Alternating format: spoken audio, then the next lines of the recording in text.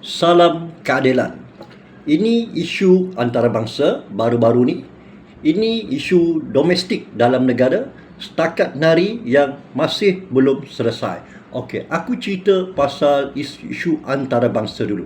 Baru-baru ni Anwar Ibrahim dijemput memberi cadangan di mesyuarat tergempar OIC di Doha, Qatar selepas Qatar diserang oleh PHI.